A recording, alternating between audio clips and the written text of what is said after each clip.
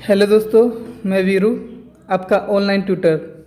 आज इस चैनल पर एक बार फिर से एक बेहतरीन टॉपिक लाया हूँ जो 11वीं क्लास का सबसे इम्पोर्टेंट क्वेश्चन है। तो चलिए शुरू करते हैं हम। टॉपिक है हमारा जॉन रॉल्स का न्याय सिद्धांत। रॉल्स ने अपनी पुस्तक अ थ्योरी ऑफ जस्टिस में इस सिद्धांत का व्याख्या किया है ताकि समाज के सभी लोगों को न्याय मिल सके। रॉल्स ने अपने पुस्तक में दो प्रकार के सिद्धांतों का जिक्र किया है। पहला सिद्धांत है वो है स्वतंत्रता का सिद्धांत। इस सिद्धांत में रॉल्स कहते हैं कि समाज के हर एक व्यक्ति को राजनीतिक स्वतंत्रता समान रूप से दी जानी चाहिए, अर्थात समाज में जितनी स्वतंत्रता, राजनीतिक स्वतंत्रता अन्य व्यक्तियों को दिया जाता है उतना ही स्वतंत्रता मुझे भी मिलना चाहिए। अगर समाज में सभी को समान रूप से स्वतंत्रता प्राप्त हो रहा है, राजनीतिक स्वतंत्रता प्राप्त हो रहा है, तो ऐसे में समाज के सभी लोगों को न्याय मिल पा रहा है, क्योंकि राजनीतिक स्वतंत्रता से ही व्यक्ति अपना मनपसंद प्रतिनिधि का चुनाव कर सकता है और खुद चुनाव में खड़े हो सकते हैं। और ऐसे में ऐसे ही व्यक्ति है जो समाज के गरीब तबकों का विकास कर सकता है, उनके हितों के लिए कार्य कर सकता है। तो इसलिए राजनीतिक स्वतंत्रता बहुत इम्पोर्टेंट है।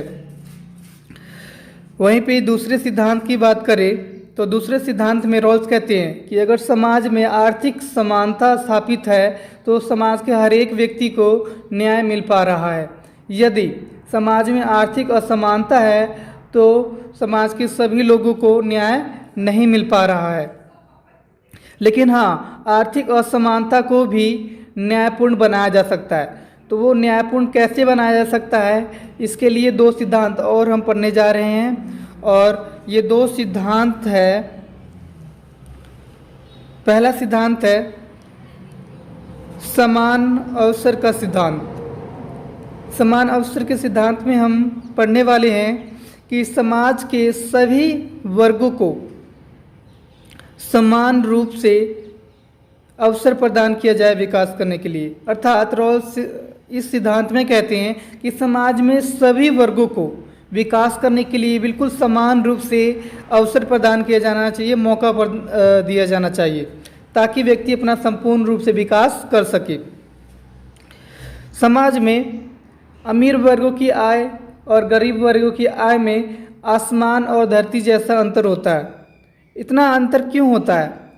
इसका अंतर होने के कारण यही होता है कि अमीर परिवार के जो बच्चे होते हैं उनको शिक्षा में बेहतरीन फैसिलिटी मिलता है, सुविधा मिलता है, जिससे वो अमीर परिवार के बच्चे शिक्षा प्राप्त करके और वकील, डॉक्टर, साइंटिस्ट, इंजीनियर जैसे महत्वपूर्ण पद पे चले जाते हैं। और गरीब परिवार के बच्चों को अच्छा फैसिलिटी ना मिलने के कारण, सुविधा ना मिलने के कारण वो एक मुश्किल से छोटे मोटे गवर्नमेंट अधिकारी या फिर ऑटो चालक जैसे कार्य करना प्रारंभ कर देते हैं। और ऐसे में जाहिर सी बात है कि इनके आय में अंतर जरूर होगा।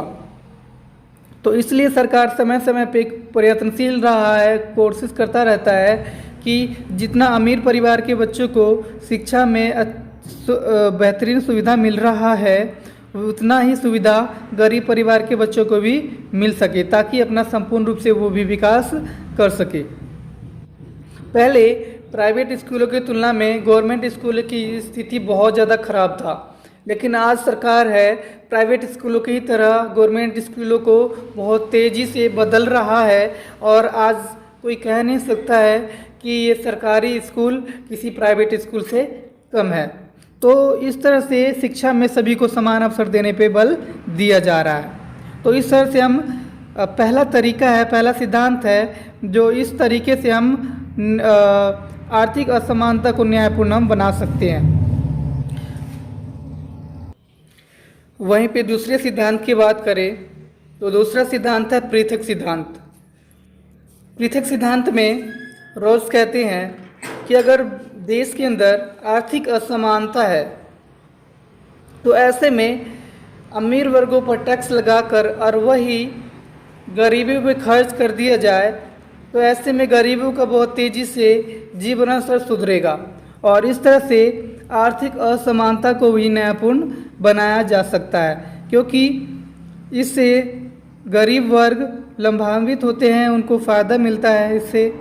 तो इस तरह से हम समझ सकते हैं कि जॉन रॉल्स ने 2 सिद्धांत दिया है अपने पुस्तक में, और इस तरह से हमने जॉन रॉल्स का न्याय सिद्धांत पढ़ लिए हैं। अब अगर इसके परिणाम की बात करें तो जॉन रॉल्स कहते हैं कि इस सिद्धांत के कारण आर्थिक असमानता को न्यायपूर्ण बनाया जा सकता है। जो हमारा देश लोक कल्याणकारी राज्य है उसको और बेहतर बनाया जा सकता है और न्यायपूर्ण बनाया जा सकता है। तीसरा पॉइंट की बात करें तो अमीरों पर टैक्स लगा के गरीबों पर खर्च किया जाता है, और इस सिद्धांत से समाज के गरीब वर्गों को बहुत तेज़ी से फ़ायदा पहुंचता है। रॉल्स पूंजीवाद का विरोध नहीं करता है, क्योंकि पूंजीवादी व्यवस्था से, पूंजीवादी लोगों की वजह से ही वो तेज़ी से कमाते हैं और गरीबों पर अमीरों पर टैक्स लगा के गरीबों पर खर्च किया जाता है। तो इस तरह से लोगों को फ़ायदा होता है, लोगों को जीवन स्तर सुधरता है, तो इसलिए पूंजी का विरोध वो नहीं करते हैं। और 5वां पॉइंट है, इस सिद्धांत में समाज के गरीब वर्गों को फ़ायदा पहुंचता है। तो इस तरह से हमारा ये टॉपिक समाप्त होता है। अगर दोस्तों अगर थोड़ा सा भी वीडियो अच्छा लगा हो तो प्लीज़ लाइक, शेयर, कमेंट और सब्सक्राइब ज़रूर कीजिएगा, और साथ साथ बेल आइकन को भी दबाइएगा प्लीज़।